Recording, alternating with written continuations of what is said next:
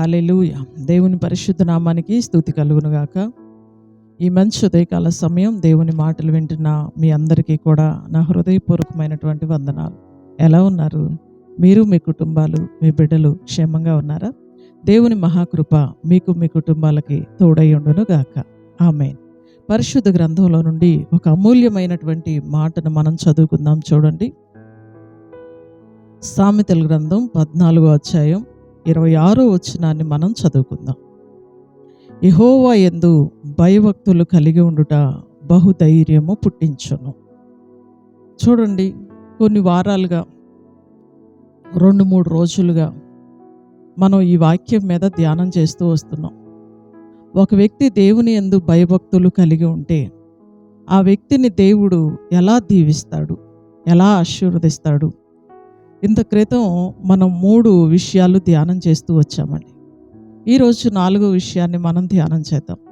ఒక వ్యక్తి యెహోవా యందు భయభక్తులు కలిగి ఉంటే బహుధైర్యము పుట్టించిద్ది అని లేఖనాన్ని మనం చదువుకుంటున్నాం. యెహోవా యందు భయభక్తులు కలిగి ఉండుట బహుధైర్యము పుట్టించును. ఒక వ్యక్తి దేవుని యందు భయము భక్తి కలిగి ఉంటే వారు ఎలా ఉంటారయ్యా అంటే ధైర్యంగా ఉంటారు. చిన్న చిన్న విషయాలకే విశ్వాసాన్ని కోల్పోరు. చిన్న చిన్న విషయాలకే దేవుణ్ణి విడిచిపెట్టరు. చిన్న చిన్న విషయాలకే భయపడరండి. వారు ధైర్యంగా ఉంటారు. ఎందుకంటే దేవుడు వారికి తోడుగా ఉంటారు కాబట్టి. బైబిల్ గ్రంథంలో, యెషయా గ్రంథంలో కూడా మనం చూస్తే యాకోబుతో దేవుడు అంటాడు కదా, భయపడొద్దు, నేను నీకు తోడుగా ఉన్నాను అంటాడు. నిజమేనండి. దేవుణ్ణి కలిగిన పిల్లలకి భయం ఉండదు, ధైర్యంగా ఉంటారు. ఏ సమస్యలోనైనా సరే దేవుడు ఉన్నాడు అనే ధైర్యం, దేవుడు మనకు సహాయం చేస్తాడు అనే ధైర్యం, కొంచెం ఆలస్యమైనా దేవుడు కార్యం చేస్తాడులే అనే ధైర్యం దేవుని పిల్లలకి కలిగిద్దండి. ఈరోజు చాలామంది పడిపోవటానికి కారణం, విశ్వాసాన్ని కోల్పోవటానికి కారణం ఏంటయ్యా అంటే దేవుని యందు భయభక్తులు లేవండి. భయం ఉన్నవాళ్ళు చక్కగా భక్తి చేసుకుంటారు. భక్తి చేసుకున్నప్పుడు ధైర్యం వస్తుందండి. నీతిమంతుడు సింహము వలె ధైర్యముగా ఉంటాడు అని లేఖనాల్లో మనం చదువుకుంటూ ఉంటామండి. నిజమే. యోబు గ్రంథాన్ని మనం చూస్తే నీ భక్తి నీకు ధైర్యాన్ని పుట్టించదా అనే ఒక అమూల్యమైన మాటను కూడా మనం చూస్తామండి. నిజమే. మనం భక్తి పరులమైతే ఆ భక్తి మనకు ధైర్యాన్ని కలిగిస్తుందండి.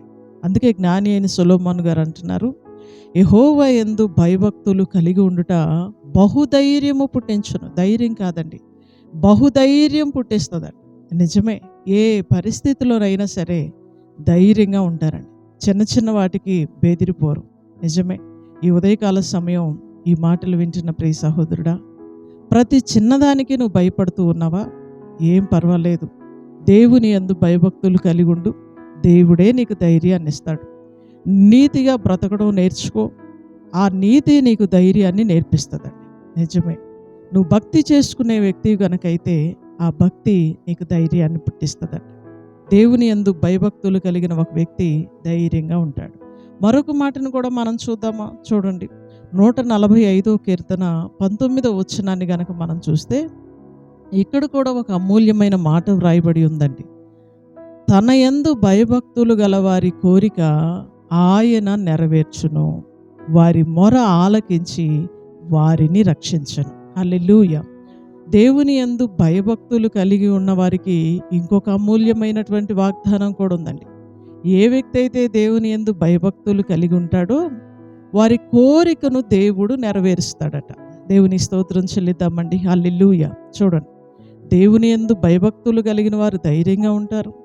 రెండోది, దేవుని యందు భయభక్తులు కలిగిన వారి కోరికను దేవుడు నెరవేరుస్తాడండి. నిజమే.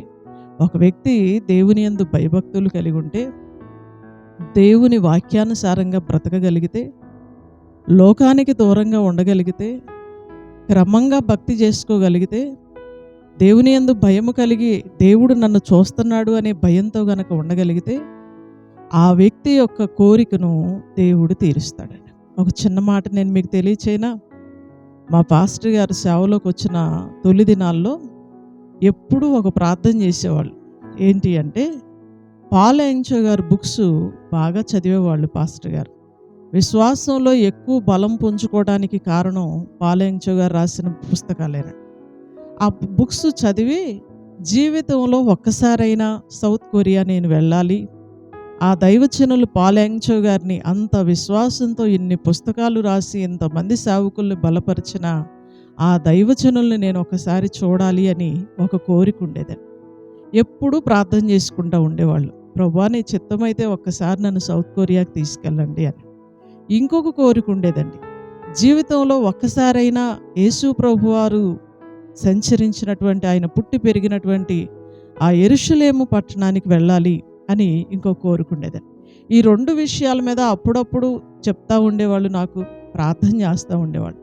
అనుకోకుండా ఆశ్చర్యకరంగా 2010లో పాస్టర్ గారిని దేవుడు యెరూషలేము పట్టణానికి తీసుకెళ్ళాడు. దేవుని స్తోత్రం చెల్లిద్దామండి, హల్లెలూయా. ఆ తర్వాత సౌత్ కొరియాకి తీసుకెళ్లారు.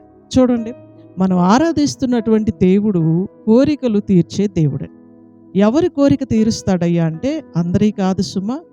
ఏ వ్యక్తి అయితే దేవుని యందు భయభక్తులు కలిగి ఉంటాడో, ఏ వ్యక్తి అయితే దేవుని మాట మేరకు కదులుతాడో, ఆ వ్యక్తి యొక్క కోరికను దేవుడు నెరవేరుస్తాడు. రెండు విషయాలు మనం ధ్యానం చేశాం కదా. ఒకటి, దేవుని యందు భయభక్తులు కలిగి ఉంటే ఆ వ్యక్తి బహుధైర్యంగా ఉంటాడు. రెండోది, దేవుని యందు భయభక్తులు కలిగి ఉంటే దేవుడు వారి కోరిక తీరుస్తాడు. ఈ ఉదయకాల సమయం దేవుని మాటలు వింటున్న ప్రియ సహోదరి, ప్రియ సహోదర, దేవుడు నీ కోరికను తీర్చును గాక.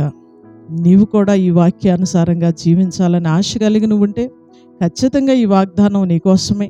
దేవుడు నీ కోరికను తీరుస్తాడు, నీ జీవితంలో గొప్ప కార్యం చేస్తాడు. ప్రార్థన చేసుకుందామా. సకలాశీర్వాదములకు కారణభూతుడైన మా తండ్రి, మీ ఘనమైన శ్రేష్టమైన నామానికి వందనాలు, స్తోత్రాలు, స్తుతులు చెల్లిస్తూ ఉన్నామయ్యా. ఈ మంచి ఉదయకాల సమయం అమూల్యమైన నీ వాగ్దానాల ద్వారా మీరు మాతో మాట్లాడినందుకు వందనాలు. ఎంతమంది బిడ్డలైతే ఈ మాటలు వింటున్నారో వారందరి కోరికలు తీర్చబడును గాక. ఈ ఉదయకాలపు ఆశీర్వాదాలు, దీవెనలు మెండుగా నిండుగా ప్రతి బిడ్డ కుటుంబం మీదకి వచ్చును గాక. ఈ రోజంతా నీ కృపా కాపుదల, క్షేమం, దీవెన నీ మాటలు వింటున్న ప్రతి బిడ్డకి మీరు దయచేయండి నాయన. ఉద్యోగాలకి, డ్యూటీలకు వెళ్తున్న బిడ్డలందరినీ కాపాడి క్షేమం దయచేయండి. స్కూళ్ళకి, కాలేజీలకు వెళ్తున్న పిల్లలందరినీ మీరు కాపాడండి. మంచి వ్యాపారాలు చేస్తున్న బిడ్డలందరినీ దీవించండి, వారి చేతి పనిని మీరు ఆశీర్వదించండి. ప్రతి కుటుంబానికి సమాధానము కలుగునుగాక, ప్రతి కుటుంబానికి క్షేమము కలుగునుగాక, ప్రతి కుటుంబానికి ఆరోగ్యము కలుగునుగాక. నీ మాటలు వింటున్న ప్రతి బిడ్డని, వారి కుటుంబాలని మీరు దీవించి ఆశీర్వదించి వర్ధిల్ల చేయమని, ఉదయకాలపు ఆశీర్వాదాలతో ప్రతి బిడ్డను కూడా మీరు నింపి నడిపించమని వేడుకుంటూ, నజరేయుడును శక్తి కలిగిన యేసుక్రీస్తు వారి అతి శ్రేష్టమైన నామములో ఈ ప్రార్థన మనవులు అడిగి వేడుకొంచున్నాము తండ్రి. Amen, amen, hallelujah. God bless you. దేవుడు మిమ్మల్ని దీవించును గాక. అందరికీ వందనాలండి. తిరిగి రేపు ఉదయకాల సమయం ఇదే సమయానికి మరలా మనం కలుసుకుందాం. దేవుని మహాకృప మీ అందరికీ తోడై ఉండును గాక. ఆమేన్. Praise lord.